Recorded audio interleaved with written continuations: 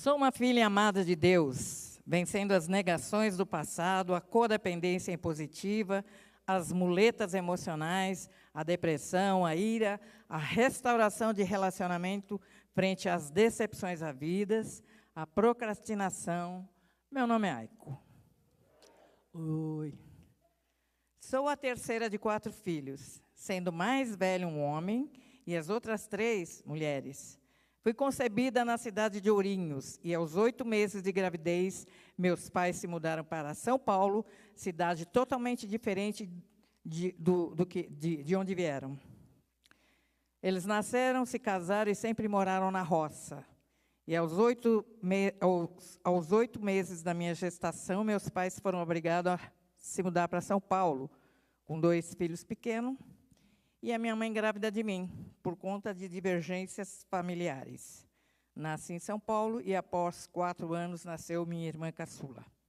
Éramos muito pobres. Moramos por anos a fio na Vila Sônia, em uma casa de fundos, contendo um quarto, sala, cozinha e um minúsculo banheiro do lado de fora da casa. Meu pai era motorista de ônibus, semi-analfabeto, trabalhador, mas sem foco de compromisso. Por ganhar pouco e necessitar sustentar 6 bocas, minha mãe vendia Avon e roupas de porta em porta. Por conta disso, minha infância foi vivida sem a presença constante de meus pais, que, via de regra, só os via à noite. Cedo, eu e minha irmã tivemos que aprender a cozinhar, limpar a casa, enfim, fazer os serviços domésticos ante a ausência da minha mãe. Não passamos fome, mas passamos muita vontade, pois a comida era racionada e sem nenhum tipo de luxo ou guloseimas, apenas o necessário para sobrevivermos. Ante a ausência de meus pais durante o dia, tanto eu quanto minhas irmãs vivíamos um verdadeiro terror nas mãos do meu irmão, pois ele era abusivamente violento e, sob qualquer pretexto, ou até mesmo sem motivo, parecia que ele tinha prazer em praticar violências físicas consistentes em surras, puxões de cabelo, beliscões, chutes, etc. Era um verdadeiro tirano, e o meu maior sonho naquela época era que ele morresse, para assim cessar meu sofrimento. Por outro lado, existia o agravante de que, por ele ser o único filho homem e ser o preferido da minha mãe, por evidente que não tínhamos amparo ou proteção por parte dela, agravando assim o sofrimento. E o meu pai, ele trabalhava muito, chegava em casa sempre cansado e não queria saber de problemas domésticos, o que o tornava muito ausente ante de suas responsabilidades, além do sustento familiar. Minha mãe era uma mulher afetuosa, apesar de omissa quanto aos abusos do meu irmão. Mostrava-se, por outro lado, trabalhadora, batalhadora, para que nada nos faltasse quanto ao básico para viver. Por conta disso, e ante a passividade de meu pai, ela vivia nervosa, tensa, irritadiça, e não raro nos batia também, especialmente a mim, que foi aqui a mais levada. Eu acho que eu era hiperativa. Eu acho que, revivendo o passado, talvez eu tenha sido uma criança hiperativa ou muito ativa, o que culminava por cansar minha mãe. Não raro, quando eu apanhava dela, ela quebrava o cabo de vassoura em mim, deixava-me com vergões pelo corpo, por conta das surras de fio. Olhando para o passado, concluo que tive uma boa infância, apesar de tudo, alternadas por violências físicas também. Desnecessário dizer que cresci oprimida, apesar de que, tirando a violência, dentro do possível, pude gozar de uma infância feliz, pois tive muitos amigos na rua, e com eles brinquei de tudo. Sou neta de japoneses, com pais que, embora brasileiros, conviviam em comunidades de japoneses. E, por isso, fui fortemente influenciada por essa cultura.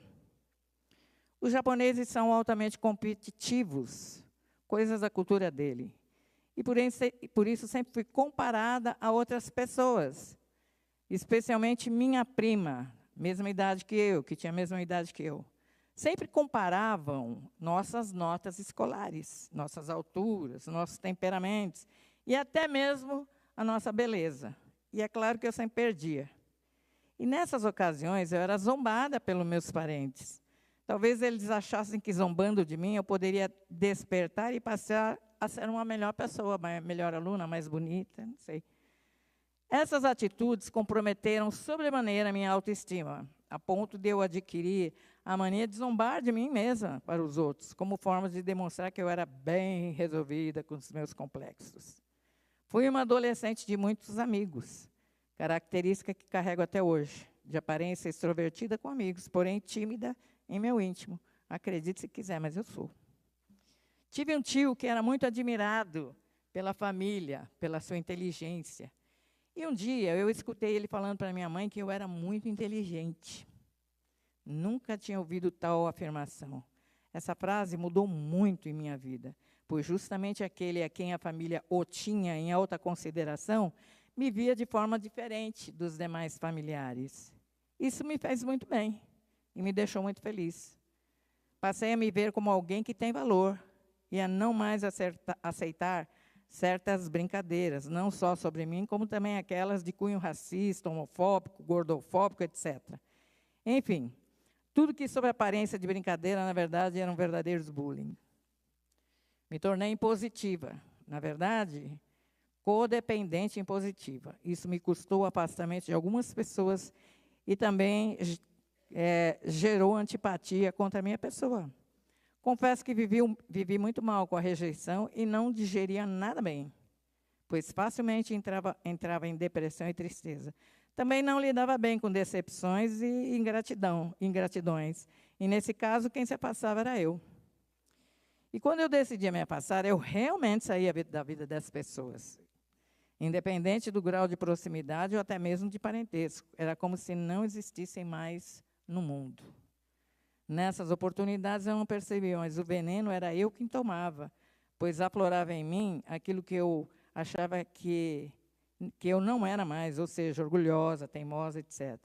E por não ter perdido essas características, evidentemente que meu casamento também não era nada bom, pois isso só gerava distância e sofrimento do meu marido para comigo e de mim para com meu marido.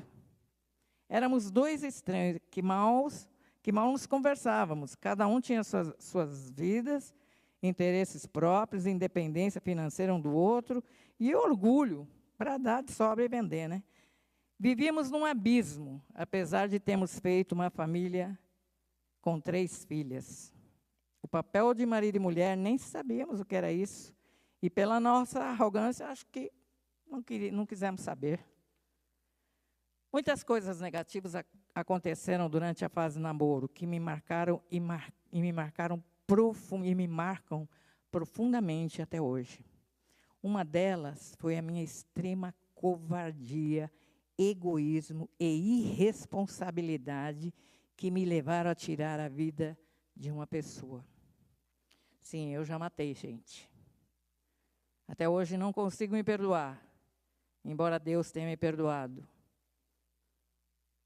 Na verdade, isso aqui foi escrito há algum tempo e eu já me perdoei. Eu vou contar depois.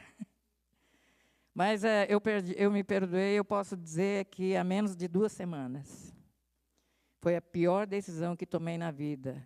E tal arrependimento e sofrimento não tem fim. E essa amargura, creio que estará comigo enquanto eu viver. Isso também já é passado. Quem eu matei? Eu engravidei e fiz um aborto quando namorávamos. Fiz conscientemente e não por circunstâncias ou justificativas, mas por puro egoísmo e por olhar para meus próprios interesses. Fui covarde. Nunca tive coragem de contar para ninguém, além de meus pastores. E se o confesso publicamente agora, é porque o 30 semanas me ajudou a cavocar minhas feridas, de forma a levar-me ao processo de cura. E aqui eu faço um parênteses. Naquela época, eu eu me pautava por aquela frase, meu corpo, minhas regras, que a gente vê muito hoje, né? É a pior besteira que uma mulher pode fazer, né? Porque não é meu corpo, minhas regras, nós estamos matando uma pessoa. E está em voga agora um julgamento no Supremo, que, aliás, eu não sei nem por que o Supremo está julgando isso, se descriminaliza o aborto ou não, porque isso não é competência do Supremo, né? É da Câmara. Mas, enfim, e a tendência é que isso seja aprovado, que o aborto seja descriminalizado até o 3º mês, porque eles consideram que não há vida. É um embrião. Então, o embrião não tem vida. Pois é. E como é que uma mulher que faz, pelo menos no meu caso, não me respondo por outra, mas no meu caso, como é que uma mulher que faz um aborto espontaneamente, por covardia, a pior decisão, né? Que também entendia que ainda não é formado, não tem vida, né? Então é mais fácil lavar a nossa consciência. Mas como é que a gente vive depois disso? Veja, eu estou casada, esse ano vai fazer 36 anos de casada. Isso aconteceu na fase do namoro. Quanto tempo eu carreguei isso? Quanto tempo eu não tive coragem de contar? A primeira vez que eu verbalizei isso, porque até a palavra para mim me feria, foi no 30 semanas. O primeiro desafio, contei para os meus pastores e nunca mais toquei no assunto. Quando foi a primeira turma, quando nós estávamos fazendo lá na outra sala, eu verbalizei isso num pequeno grupo. O próximo desafio foi verbalizar aqui, na frente de todo mundo, e tem uma câmera aqui, me filmando. Eu falei, eu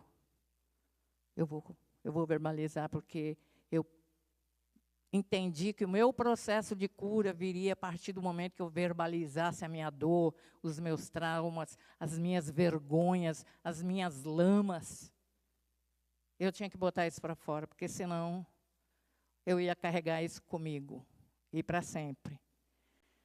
Então, dito isto, quem puder fazer a campanha contra o aborto, façam, porque é devastador. Além de matar uma vida, é devastador para uma mulher.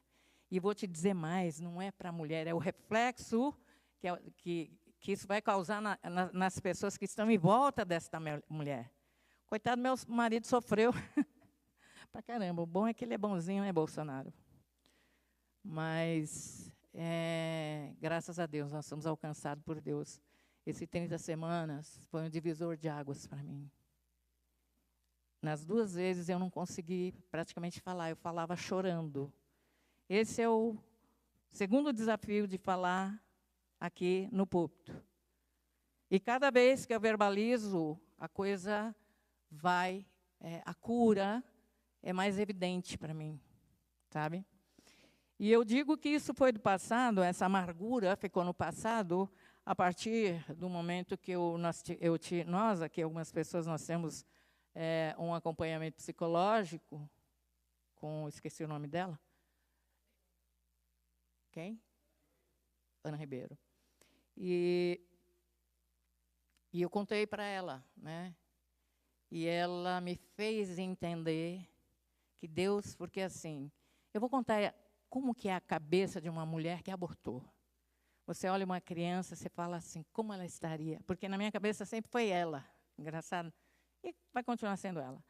E eu sempre perguntava como ela estaria hoje, como ela seria, né? Como seria os olhos, né? Como seria o cabelo, como seria a estatura.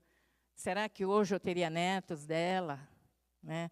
É uma tortura isso, gente. Vocês não fazem ideia o que é uma tortura. E isso eu guardei para mim, sabe?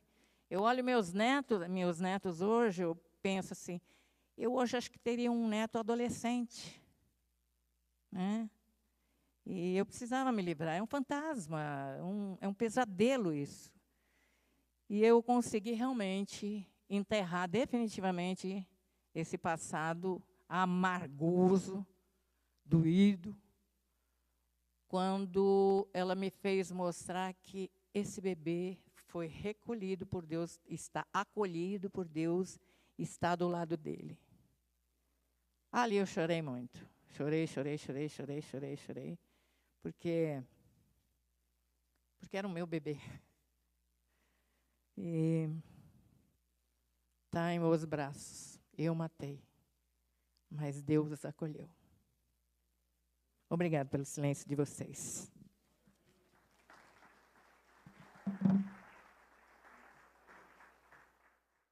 Graça e paz, irmãos. Sou uma filha amada de Deus, vencendo o luto, a decepção e a procrastinação. Meu nome é Mauriceia.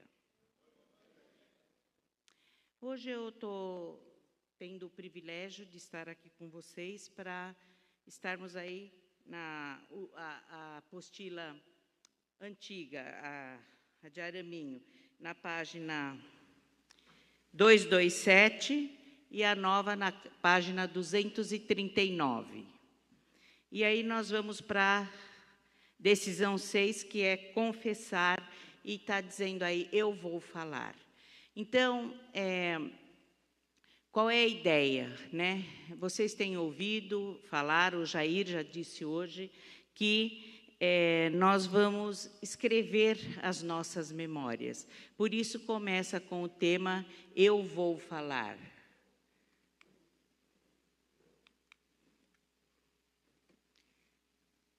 Milena, me ajuda aqui. Ele não muda. Muda para mim, Milena, por favor. Então, essa é a decisão 6. Se vocês quiserem, acompanhem aí comigo. São os versículos.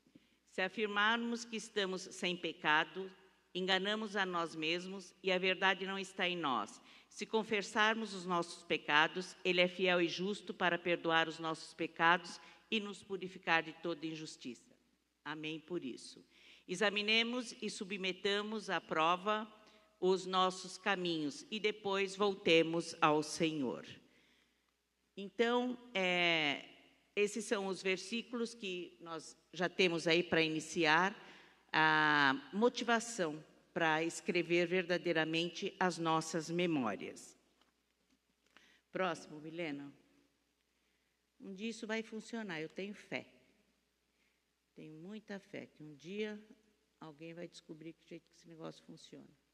Até agora, é lá, não dá nada certo. Mas ok, vamos lá. Tem alguém ali me auxiliando. Então, pessoal, confessar erros e falhas, escrita das memórias. Então, nós vamos fazer esse movimento. Dia 28, como o Jair já disse aqui, será o Encontro Rendição. O Encontro Rendição vai ser o dia em que você vai ter esse dia especial para estar escrevendo as suas memórias. Hoje e na próxima aula, vocês estarão preparados sendo preparados para entender como escrever essas memórias. Eu participei do ciclo passado e percebi muitas pessoas com dúvidas de como fazer essa escrita. E eu gostaria de ser um pouquinho mais dinâmico hoje, caso você fique com dúvida, que você possa levantar a mão e perguntar, não apenas ouvir o que eu estou falando, mas fazer a pergunta se você tiver com dúvida. E a ideia é o quê? Escrever as memórias. A memória está na memória.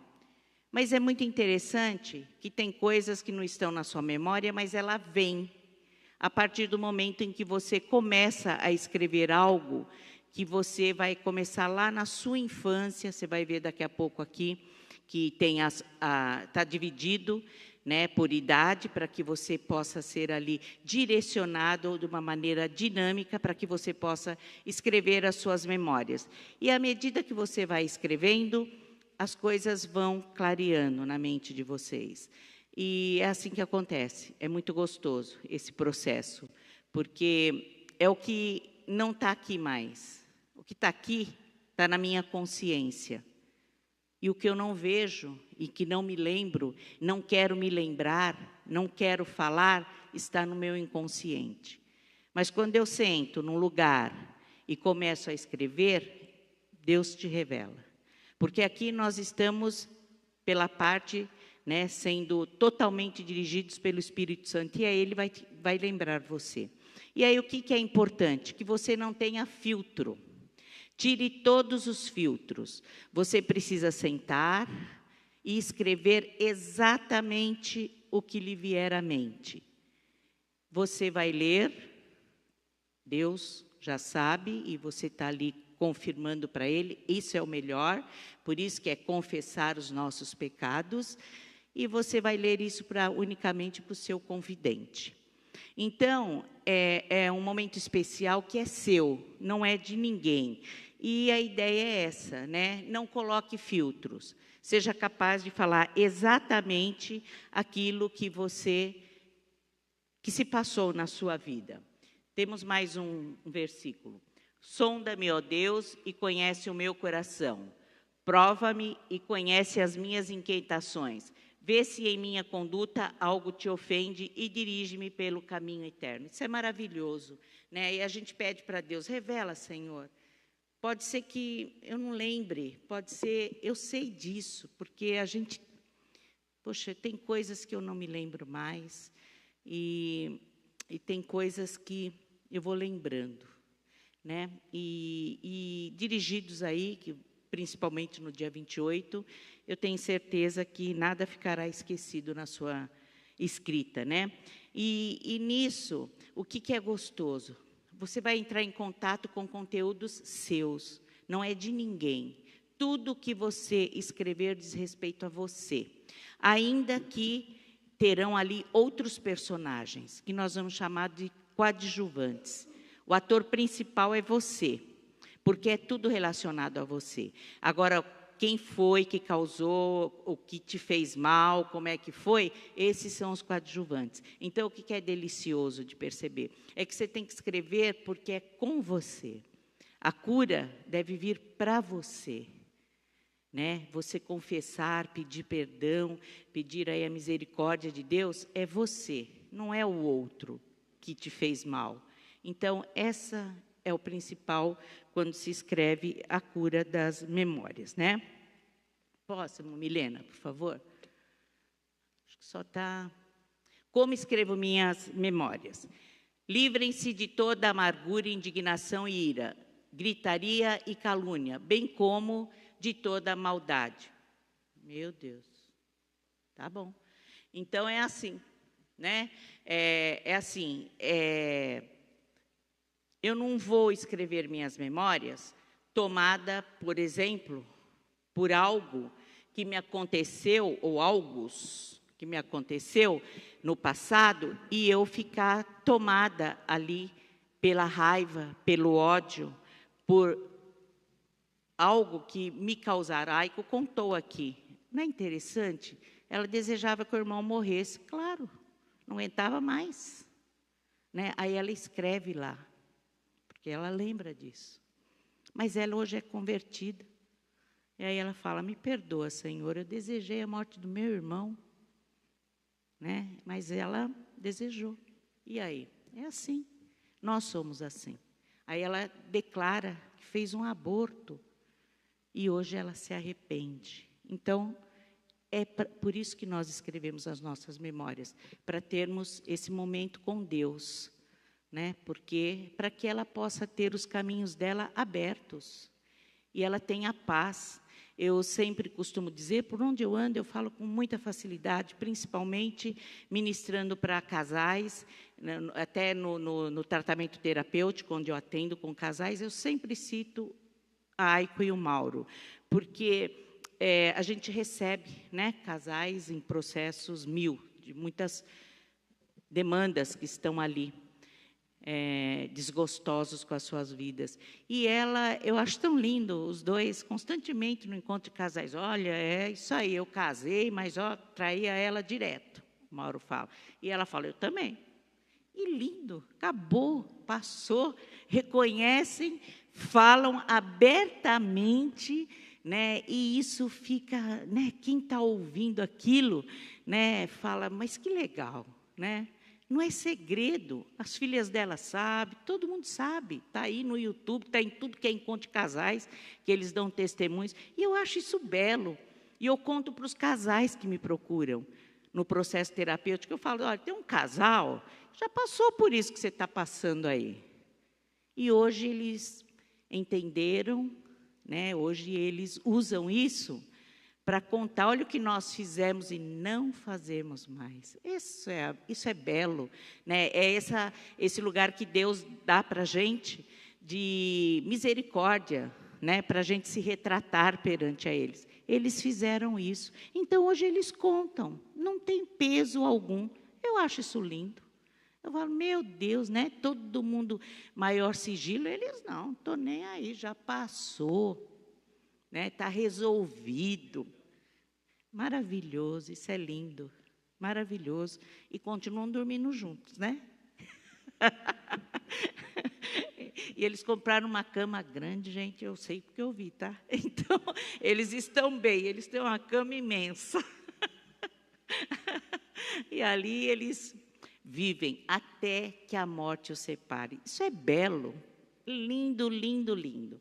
Então, né, e eles escrevem isso hoje na memória e contam. Puxa vida, isso é maravilhoso. Próximo. Como escrevo minhas memórias? Muito bem, não enxergo. Pessoal, nós estamos agora no livro velho na página 229 e no novo na 241. Como escrevo as minhas memórias? Já vamos ali para 241, né? E aí são as dicas, né? Que eles dizem aqui. No dia que você estiver aqui, traz, acho que vai ter aqui também, papel, caneta, procura não escrever no celular, procura não escrever no computador.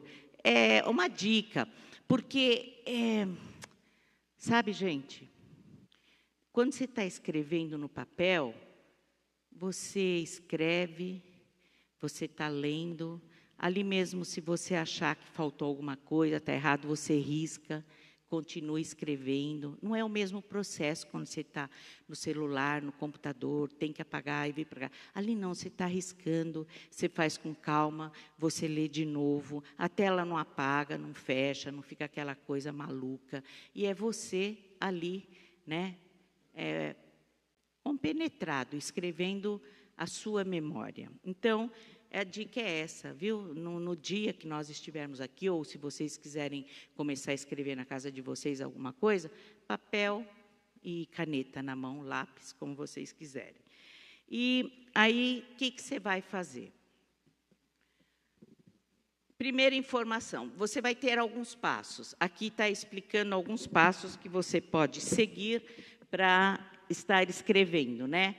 Então, a primeira informação que eles estão dando aí, que está aí na página 229 e 241, no livro novo, que é a pessoa. Então, olha aí, é importante que cada resposta tenha a identificação da pessoa mencionada.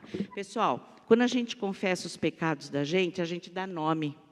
A gente não fala, me perdoa pelo que eu fiz para o vizinho. Dá nome para o vizinho, porque é específico. É ali. Então, você direciona, dá o endereço da onde você não está se sentindo bem, ou quem é que fez mal para você. E o livro aqui ele é bem didático, ele explica, né? Então, a pessoa é a pessoa que te fez mal, né? Então, está aí, olha, eles começam com um exemplo, né? Por exemplo, vamos iniciar, vocês vão seguir comigo. Então, foi sua mãe. Vou seguir o exemplo do livro. Cada um de vocês vai lembrar não só de um, porque a nossa vida, muitas pessoas nos fizeram mal. Então, eu vou escrever ali, né? A minha mãe. Está aí. Então, é a pessoa que te fez mal, quando você estiver escrevendo suas memórias. A segunda informação é o fato. Em suas respostas, você mencionará os fatos ocorridos. Então, você vai dizer o que foi que aconteceu que a sua mãe te fez mal. Então, olha aí. Por exemplo, minha mãe, o que ela fez para você? me batia quase todos os dias. Estamos aí na página 230 e 242, tá? Então, ela me batia. Esse é o fato. Quem fez mal? A causadora foi a sua mãe, e o que ela fazia para você? Ela te batia. O terceiro informação ali é o efeito. Minha mãe me batia quase todos os dias, e isso me deixava com raiva dela. O efeito é o sentimento que aquilo te causou. No processo terapêutico, para que a pessoa possa passar pelo processo dela, a gente pergunta, dá nome para o sentimento que você está sentindo, dá nome para o sentimento que você sentiu, né? O que você sentiu? Raiva, desprezo, ódio? Dá nome para o sentimento. Então, é o efeito. Próximo, Milena, por favor. A quarta informação é o dano. Qual foi o dano que aquilo causou na sua vida? O que fez mal para você? Só você pode identificar. Só você sabe. Por isso, é você aí o ator principal. Então, vamos lá. Diz aí, né? O dano. Quando falar em danos, precisa avaliar quais dos seus instintos básicos foram agredidos. Você foi exposta, né? Pessoas ficaram sabendo, te fez mal, você ficou envergonhado, né? Mexeu aí no social, você foi motivo de fofoca, alguma coisa, né? Então, incluiu outras pessoas, tá? No social. Na sua segurança, você se sentiu ameaçado com aquilo que aconteceu, né? E a ameaça é você que sente. Então, a sua mãe fez tudo aquilo, mas você, então, agora tem medo na escola de ser chacoteado, não quer mais ir para a escola, se sente que minorizado. Sexual. Se você foi vítima de relacionamentos abusivos, esse é importante. É importante o quê? Caso isso tenha acontecido com vocês, primeira coisa, coloca na cabeça de vocês, né?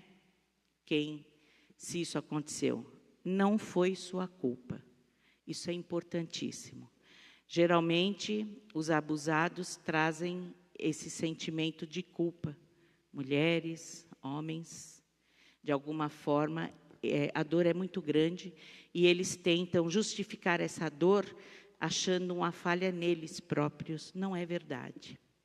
Pode abandonar essa ideia. Quem fez mal para você é o abusador, não foi você. Então, quinta informação. Quinta informação, vê aí para mim, Mi. Quinta informação, a minha parte. Gente, é tão maluco essas coisas que a gente, como é profundo, né, que as pessoas fazem para nós, né? Porém, tem a nossa contribuição. Nós contribuímos. Qual foi a minha parte nisso? Por quê? Porque no processo, né, a Aiko está aí. Qual é a parte dela? Ela desejou a morte do irmão. Essa é a parte dela. Então, você tem que olhar qual foi sua contribuição naquele mal que está causando para você. Né? Então, aí no caso...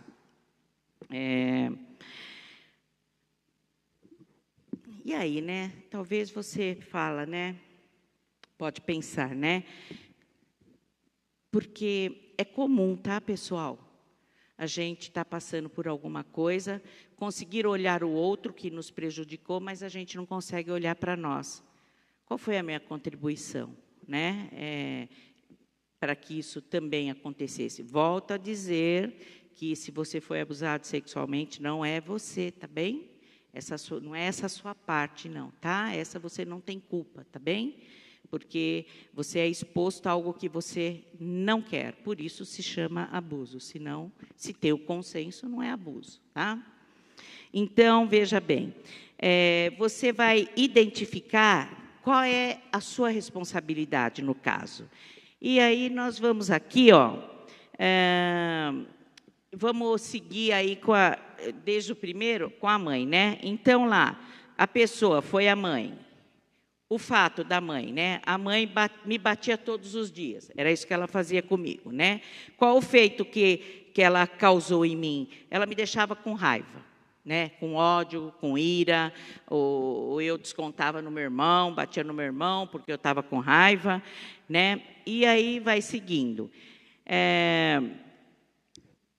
Por exemplo, aqui na parte que é sua, diz aqui no livro: sei que na maioria das vezes meu comportamento era de um menino mimado e para chamar a atenção de todos. Eu não tinha cuidado com as coisas e às vezes quebrava coisas de propósito. Então é a sua parte, né? Numa briga na sua casa, com seu filho, sei lá, né? Porque a gente tem traumas e a gente causa traumas também, né?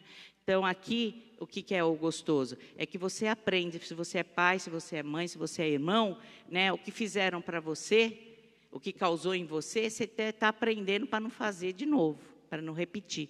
Porque, às vezes, a gente repete isso, né? Vem o próximo. Pode... Gente, eu trouxe aquela figura ali, vocês estão vendo? Aqui, esse iceberg. Vocês estão vendo, pessoal, que isso aqui é o mar, né? E aqui tem uma pontinha, aqui em cima. O resto está tudo para baixo. Vamos pensar, isso aqui, peguei uma figura emprestada aí de Freud, inclusive, quando ele vai decifrar a psique, ensinar, dar nomes, aí ele usa isso aqui e também outros usaram, por exemplo, Carl Gustav Jung também, e aí ele fala o quê? Jung, por exemplo. Vamos dizer que aqui é o consciente, né? Consciente é o que você vai lembrar fácil. Você vai estar escrevendo lá, vai ser fácil para você lembrar, porque está aí, está muito latente ainda. Você lembra fácil. Agora, essa parte aqui é que é a complicada. Essa é que você vai se defrontar. Essa aqui é que... Porque esse aqui é todo o seu inconsciente. E o que tem aqui? Que é o seu inconsciente pessoal. Olha o tamanho disso aqui. Aqui tem tudo aquilo que você não quer ver, que você não quer falar, que você não quer olhar, que você jogou para baixo do tapete e que às vezes esqueceu, viu? Mas na hora que você estiver ali escrevendo suas memórias, Deus vai trazer de volta. Então, a conclusão disso. Venham, vamos refletir juntos, diz o Senhor. Embora os seus pecados sejam vermelhos como escarlate, eles se tornarão brancos como a neve. Embora sejam rubros como púrpura, como a lã se tornarão. É assim que estão os pecados que a Aiko teve com o Mauro, por exemplo. Está branco como a neve. Eles não escondem mais, porque já foi perdoado. Já não é mais pecado. Então, ele usa para edificar a vida de muitos. Eles usam, né? E é assim que vai ser para escrever o encontro, no encontro rendição, as nossas memórias, né? E isso é o quê? Aqui, né? Quando você está aqui, ó, que está no escuro, e você traz aqui, ó, você traz para a luz. Você traz para a consciência. Porque enquanto está aqui, você não quer falar, você não quer olhar. É assim que nós fazemos. Aquilo que às vezes, olha, não fala nem o nome dessa pessoa que eu não quero ouvir. Está lá, não quer ter contato, não cura nunca. Porque não vai perdoar. Não sai daquele lugar, fica no mesmo lugar. Não, eu não gosto nem de falar, eu não gosto nem de passar na frente. Tudo aqui, ó. Traz para cá, para a luz, para poder ser tratado. Porque se você não admitir, se você não olhar, não vai ter cura, não vai de jeito nenhum ter aí esse processo de você se arrepender, de pedir perdão. E Deus vai estar com você o tempo todo, que você sabe que é assim. Pessoal, aqui na página 232 e 244, no livro novo, tem ali o questionário que vai te auxiliar. Gente, questionário, a gente que estudou aí mais antigo, deduz pergunta e resposta, pergunta e resposta, pergunta e resposta. Pode ser assim? Até pode. Porém, isso tem que se tornar um texto. Não é um questionário mesmo. Isso aqui não é, né, prova de geografia, português, sei lá o quê, que tinha antigamente. Hoje não existe mais isso. Mas, por exemplo, a primeira parte das memórias, aí ele te dá a dica. Vai lá, na sua infância. Olha, eles falam que você deve pensar até os 12 anos. Volta lá. Volta no banco da escola. Lembra? quando sua mãe te levou para a escola. Tem quem fez pré, tem quem não fez, tem quem antigo primeiro ano primário, né? Volta lá, até os 12 anos. Aí você vai responder essas perguntas. Depois que você respondê-las, isso vai se tornar um texto, ou você já vai fazendo ela ficar um texto. Agora, eu queria ver aí, falar com vocês de algumas questões. Por exemplo, olha a pergunta 1. Seu nascimento foi planejado e desejado pelos seus pais? Não serve sim ou não. Tem perguntas aí que, se você não falar, vai ficar no sim ou não. E não é isso. Você tem que dizer, foi planejado sim, porque minha mãe contou, ou não foi, eu não era desejada. Aí você relata o sim e o não. Olha a pergunta 10. Sua família tinha ou tem algum segredo, algo vergonhoso que todos concordavam e concordam até hoje em não falar ou tratar? Se você falar só sim ou não, não vai tratar. Você vai contar o que é. Se você, sim, não adianta. Senão, você está fugindo de você próprio. Veja a questão 12. Você sofreu alguma humilhação, agressão ou abuso fora do lar? Você falou para alguém? Sim, não. Legal. Mas e aí? Você tem que falar, dar nome. Sim, aconteceu assim, assim, assim, assim. Você relata. Só sim e não vai resolver. Pergunta 14. Você diria que recebeu o amor fundamental de seu pai, mãe e irmãos? Sim, não. Sim, porque eu me sentia feliz, meu pai era presente, minha mãe, ou não, fui criado sozinho. Aí você vai pondo as suas amarguras, aí você vai relatando, aí Deus vai, né, te dando ali a possibilidade de você olhar para aquilo. A cura vem desse jeito, dos traumas. É quando a gente fala, é quando a gente olha, é quando a gente entende. Né? E ali você, onde teve a sua participação, você pede perdão ou você perdoa o que te fez aquilo tudo. Então, olha a outra pergunta, é a 18, a 19, a 20, tudo com respostas sim e não, mas não pode ser sim ou não. Na segunda parte das memórias, você já vai estar dos 13 aos 18. Aí você já está na adolescência, né? Aquela fase que você deu trabalho para o pai, para a mãe, ou não deu, não sei. Aí você vai lá. Aquele quando você começa a entender, sexo aqui, como é que tudo isso começou. Aí você vai escrever, vai responder, as perguntas aí estão te orientando para isso. Então, você só vai até a adolescência, a primeira parte. Então, é da sua infância até a adolescência. E aí, pessoal, se você tem dúvida, pergunte alguma coisa aqui agora que a gente vai responder. Por quê? Porque parece fácil, mas tem gente que tem dúvida. Se você tem dúvida, é isso. Se você não sabe como fazer o texto corrido, responda as perguntas. Depois, a pessoa que é o seu... o confidente, ele vai te ajudar a escrever. Ou, se não, qualquer um que você quiser aqui, que são os confidentes, né? Te ajuda a transformar aquilo num texto. Mas que fique claro, com tudo escrito. Não esconda nada, não coloque filtro. Você estará aqui no dia 28 o dia inteiro. Imagina, muitas vezes as pessoas podem achar, nossa, mas não precisa o dia inteiro. Precisa. Você vai entrar numa atmosfera, eu vou dizer, tão individual, tão sua, tão que daqui a pouco você, às vezes, chora, você vê pessoas chorando, porque elas estão escrevendo e se lembrando. E chore à vontade. É assim. Entre em contato com aquilo que te faz mal. Fale, dê nome, não fuja. Porque aquilo vai te perseguir para o resto da sua vida. Mas se você olhar, por mais ruim que tenha sido, por mais mal que a pessoa tenha feito para você, aquilo tende a diminuir porque você está falando. Esse é um processo que te leva para ser curado na alma, no espírito, porque a alma adoece, é assim. Todos nós temos a nossa história, todos nós temos o nosso inconsciente pessoal, mas essa é a maneira. Alguém aqui tem dúvida de como vai fazer isso, pessoal?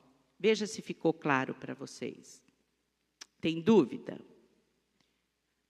Vocês têm aí os que podem ajudar vocês, não é conselheiro, eu sempre penso conselheiro, confidente, e né, é esse que você escolheu para poder ler depois isso tudo. E depois que você escreveu tudo da sua vida, um dia você vai resumir isso e vai ler aqui na frente, como todos nós lemos. Aí você filtra e coloca o que você achar necessário. Obrigada pelo silêncio de vocês.